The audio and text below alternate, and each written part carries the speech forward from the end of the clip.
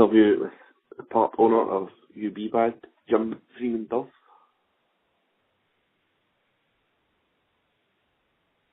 You've been placed on hold. Please wait.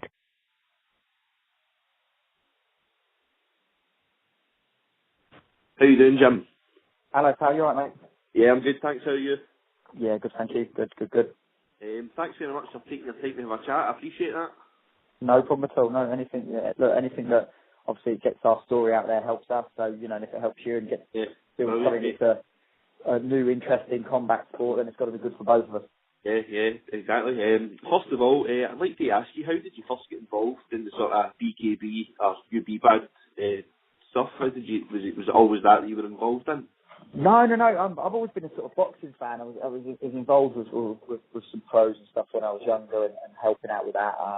I'm just really a big fan all the time. I grew up with sort of Prince Nassim and Lennox Lewis and all them sort of guys, and Richie Riddle and Ben Eubank and all that kind of stuff. So I was always a big fan.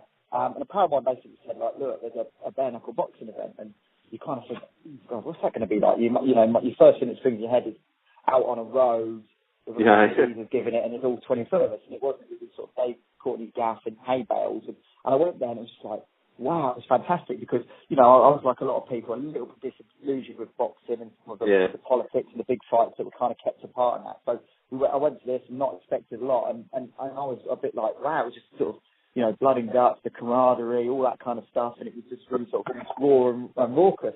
So it kind of just went from there and ended up as a fan and then just got more involved, and as I got more involved, ended up buying into the company and all that kind of stuff, and that's really how it started for me. If you get any current favourite boxers that you always watch? In terms of what the glove side of it. In terms of the glove side of it, then you've got I'm a sort of boxing purist. The lads like Mayweather and stuff, and I know a lot of people don't like it because a lot of people are like, well, he runs away and stuff. Anyone who knows about their boxing knows what that geezer is about, and stuff. And hit and not get hit is the name of the game. So I admire the guys like that, and a bit of the showmanship and a bit of the swagger he has as well. I think all helps build the sport a bit. I want to get straight into it. Have you heard any replies back from Team Gunn yet about the possibility of fighting Jimmy Sweeney? Yeah, we would negotiate with him. Obviously, if I'm completely honest, I don't really like the American stuff. We had a previous experience where we got burned with them, so we don't want to get too much in the side of the promotional bit with them. But they've reached out to some good guys in the UK that we're currently speaking to. Hopefully that's going to happen. I'm quite optimistic that a big fight can happen and really sort of put BKB on the map, because there's a lot of lads fighting, every sort of couple of months with us, and they're perhaps not getting the platform and the level that they deserve. So this will push the sport to where people start talking about it and challenging some of the sort of glove side of the sport for me.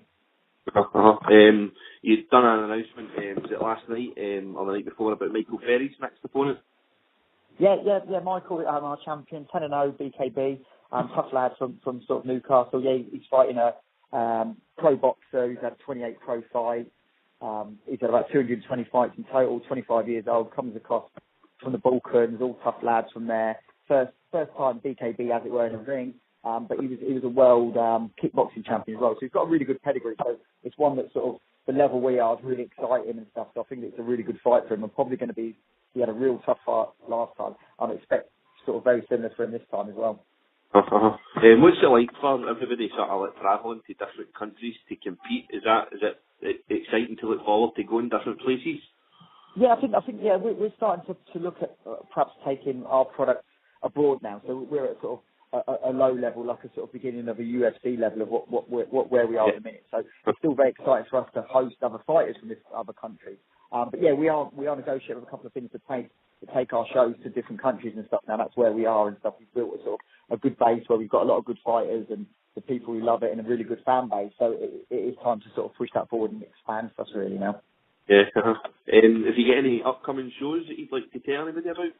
Yeah, of course. Yeah, we got the next two shows. Obviously, the next one is pretty much, we've sold about 8% of the tickets with 4 weeks to go. So we're in a good place now. That will definitely sell. That's at Coventry with the Sports Connection. 2,000 capacity, which again we will sell. There's going to be 15 fights on the night.